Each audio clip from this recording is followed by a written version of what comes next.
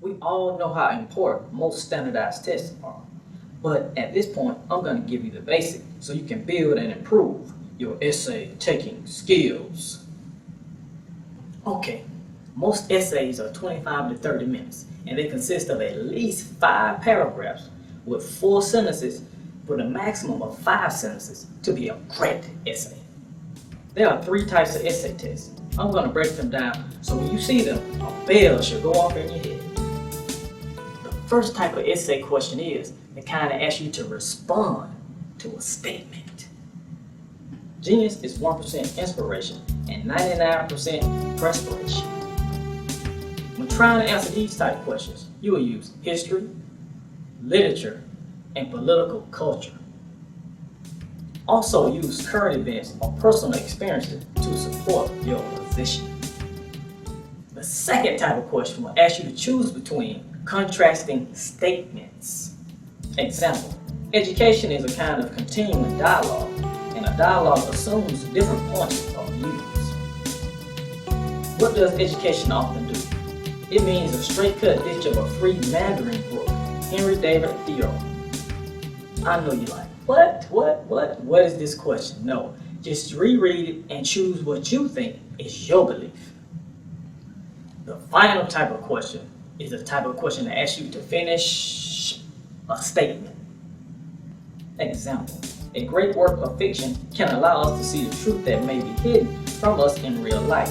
A good example of ability of fiction to teach important truth is... Whew, man, that passage was a mouthful, but it still has a meaning. You will complete the statement by using fictional work from literature, film, or television. Practice these 3 types of essay questions, and when the test is in front of you, one of these 3 examples will be shown. The most important thing about essay test is you must answer the question that is being asked. During the essay test, if you are asked the response to a question, you must be totally for it or totally against it. If there are 2 parts to a question, answer both. Never just assume that the other question will reflect the one you answered. If a question asks you to finish a statement, make sure when you read the assignment and you see if you need to use fiction or facts to complete the statement. Now you know the 3 types of essay questions that will be asked. The last thing I'm going to do is give you 2 quick tips to practice and use during tests and while studying. Tip 1. Ask yourself, how many words can you write in 20 minutes? The only way to find out is to time yourself. A great essay will have at least 400 words minimum. Now, the only way to get to that point is to write about topics that you enjoy. It could be sports, it could be entertainment, or whatever you want to write about. Now, my second tip is, it's got something to do with brainstorming.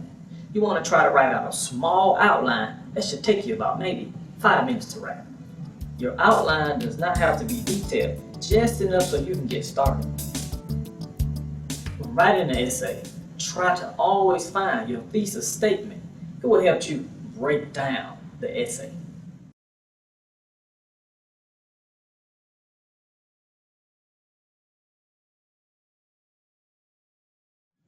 Now we're going into reading comprehensive tests. Reading comprehensive tests are going to be in just about all of your subjects, especially history, science, and English. These type of tests are commonly seen on standardized tests. What are reading comprehensive tests? These tests are designed to measure how well you understood something that you just read.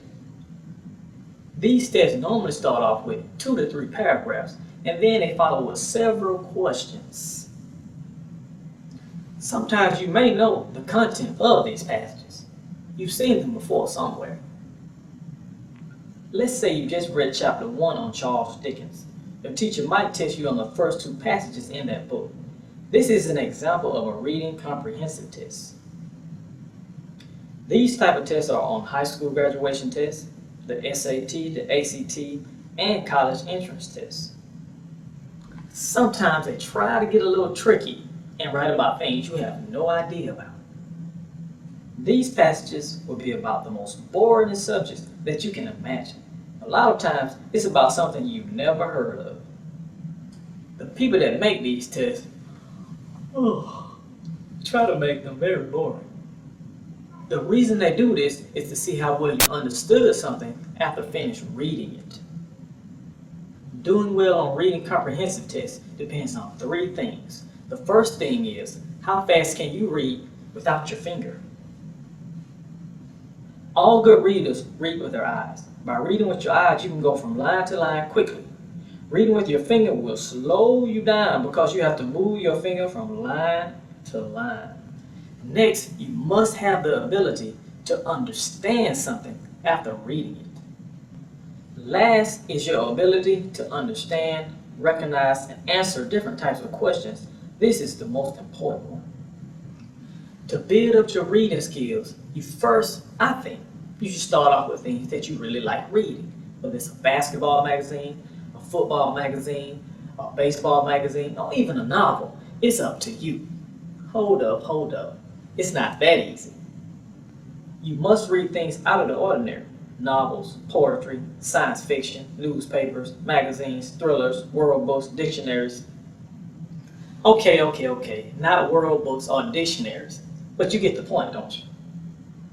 The best way to excel at these type of tests is to just read as much as possible. That's the whole point.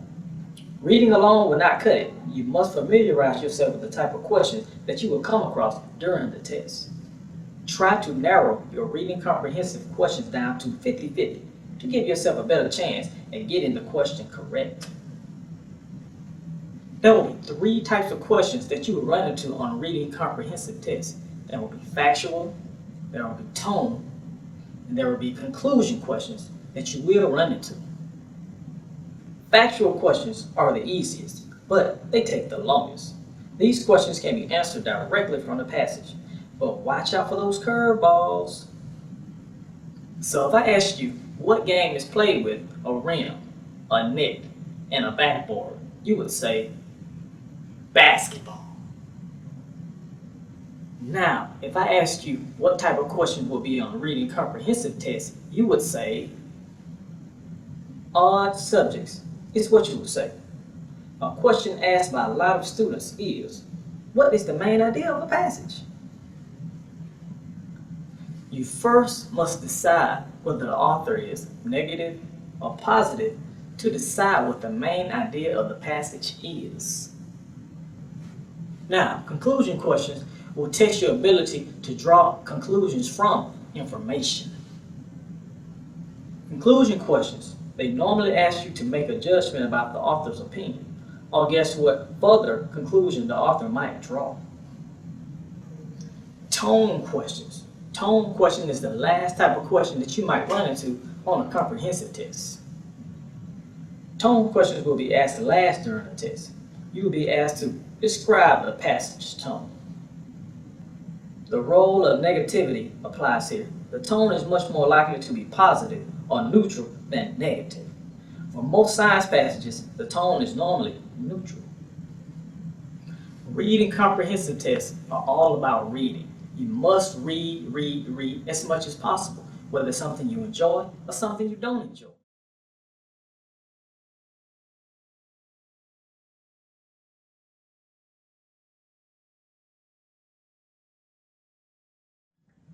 Now we're going into matching tests. Matching tests are the most recognizable tests in the world. Matching tests are something that you really have to work on if you want to improve. They are associated with definition tests. There are 4 things you're going to need to excel at matching tests. Item 1, a pack of flashcards. Item 2, a marker. Item 3, a black ink pen. And item 4, some lineless paper. First, you need to make out your own matching test. Use the words that were given to you by your teacher. These words should be in your daily notes. Now we're going to use the lineless paper I mentioned earlier. First, write the word that your teacher gave you on the left side of your paper. Now use the black ink pen to write them. Now on the right side, you will write the definition of those words. Be sure to mix them up. Be sure to label the definition with the proper alphabet letter. Start with the letter A. Be sure to put a small line to the left of your definition word so you can place the proper letter there. This is how your finished product should look. Now, make yourself a few copies so you can practice later on in the week. Now, it's time to use those flashcards and that marker that I mentioned earlier. On one card, you will write your standout word. A standout word is a word that stands out to you in the definition. I'm going to show you how to find and write out your standout words. Here are some examples. Let's say you're taking a test related to business. The definition for investing is to commit money in order to gain a financial return.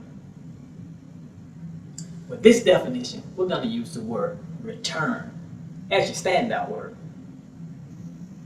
When most people think about investing, they think about a return on their investment. So when you're trying to find a match for investing, you will look for the word return. Now, I'm going to be nice today.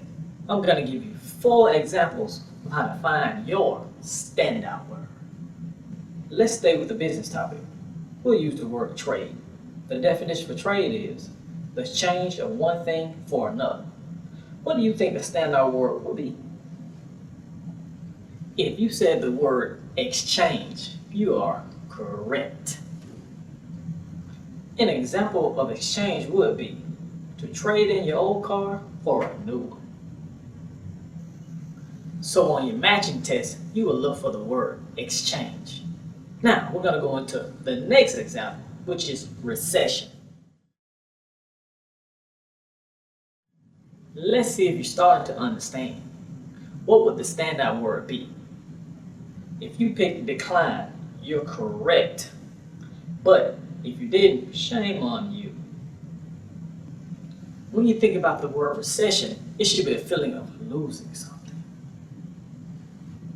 Let's see if you can handle only 2 more, just 2 more. Okay, the next one that we're going to go into is Federal Reserve.